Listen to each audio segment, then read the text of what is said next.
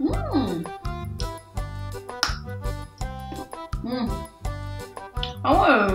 Mmh. Mmh. Ah bah vous êtes là. Oh.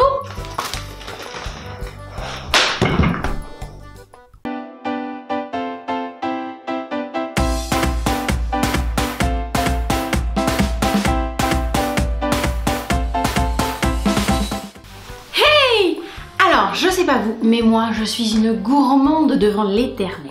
J'adore manger du chocolat. Donc, je me suis dit que j'allais nous faire une petite vidéo allaitement chocolat.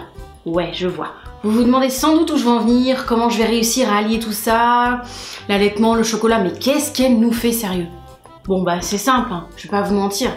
Je nous ai juste fait une petite vidéo avec plein de bonnes excuses pour manger du chocolat quand on allaite. Au moins, quitte à manger du chocolat, on aura de l'argumentaire, tout simplement. Du coup, pour faire cette vidéo, je me suis appuyée sur un livre vraiment très scientifiquement bien enrichi. Franchement, vous allez voir, c'est plein de bons conseils. On y va.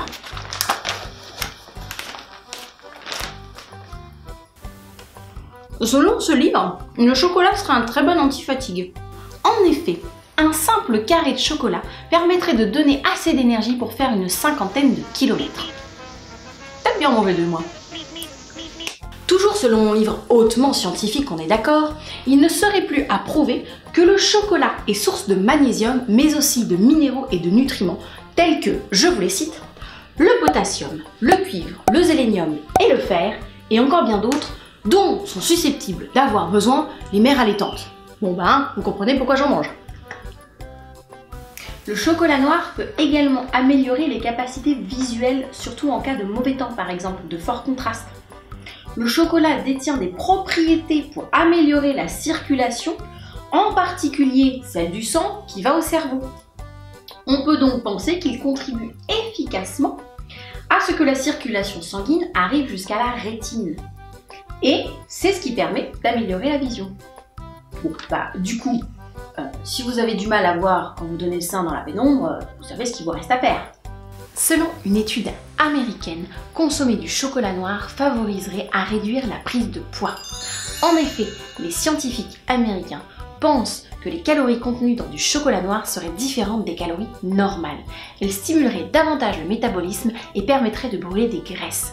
Les effets métaboliques de certains composés du chocolat noir en feraient donc un amincissant idéal. L'Association française des diététiciens et nutritionnistes, eux, insistent sur l'importance de la teneur en cacao.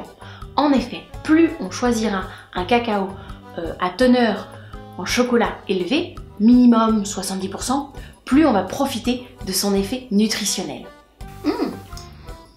D'après ce livre hautement scientifique, toujours, il paraît que le chocolat serait anti-stress et anti-déprimant. C'est le goût du chocolat qu'on aime qui va déclencher dans le cerveau les endorphines, et c'est cette substance qui va donner la sensation de bien-être, d'euphorie. C'est ce qui va donner l'effet bénéfique au psychisme en fait. Du coup, c'est pour ça qu'on n'a pas besoin de forcément en consommer énormément. Un bon chocolat en bouche va déclencher suffisamment de plaisir pour ne pas qu'on en ait à manger des tonnes. Enfin, sauf si on est gourmand quoi. En plus, d'après ce livre, il lutte contre la pré-éclampsie. Des études scientifiques ont démontré que la consommation de chocolat aidait à prévenir les problèmes liés à la grossesse.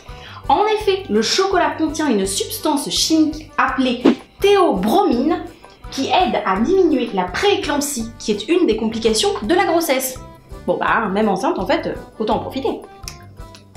Toujours selon ce livre très scientifique, le chocolat serait très bon pour la peau. En effet, il serait riche en flavonoïdes et ces derniers seraient de très bons antioxydants qui protégeraient la peau contre les UV. Bon, alors, pas la peine de vous tartiner la peau de chocolat sur la plage, hein, ni d'en manger des barres et des barres, pensez quand même à la crème solaire. Puis entre nous, c'est meilleur de le manger. La recherche suggère que le chocolat noir améliorerait la mémoire, l'attention, le temps de réaction et les compétences de résolution de problèmes, en augmentant le flux sanguin dans le cerveau.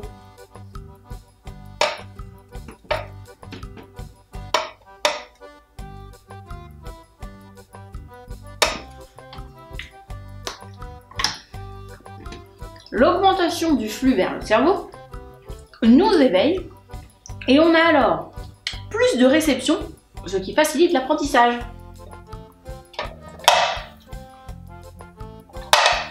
Ah ouais. Alors oui, j'en entends d'ici en commentaire me dire « Oui, mais le chocolat noir, ça peut donner des coliques à bébé, il faut faire attention, ma voisine, elle a mangé du chocolat noir, et puis son bébé, il a eu des coliques. » Alors, c'est comme tout. Je le rappelle, nous sommes toutes différentes et donc toutes réactives à des choses différentes et nos bébés d'eux-mêmes. Alors manger du chocolat noir, oui, maintenant on sait qu'on a plein de billes pour se faire plaisir, mais c'est comme tout. Faites des petits tests, voyez la réaction de bébé, et si tout va bien, continuez tout simplement à en profiter. Et voilà, c'est tout pour moi pour cette vidéo gourmandise liée à l'allaitement. Alors si cette vidéo vous a plu, si vous l'avez trouvée drôle, si vous pensez qu'elle peut servir à votre cousine, à votre voisine, à qui vous voulez, eh bien n'hésitez pas à la partager, n'hésitez pas à la liker et n'hésitez pas à laisser un commentaire. Parce qu'après tout, le chocolat c'est peut-être pas votre cam à vous. Alors peut-être que vous avez d'autres gourmandises dont vous profitez pendant que vous allaitez. N'hésitez pas à nous les dire en commentaire, comme ça on pourra tous échanger. Sur ce, je vous souhaite à toutes une belle voie lactée et je vous dis à bientôt pour une prochaine vidéo. Je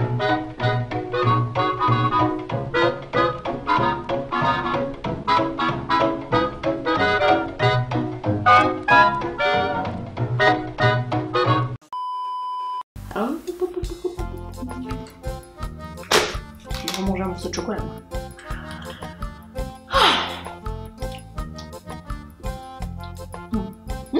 Framboise. Là.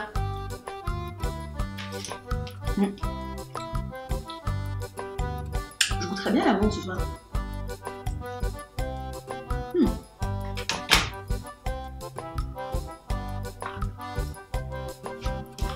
Celui-là il est nickel. Il y a des amandes dedans. Les amandes c'est galactogène. 2 fois plus de raisons d'en manger que celui-là.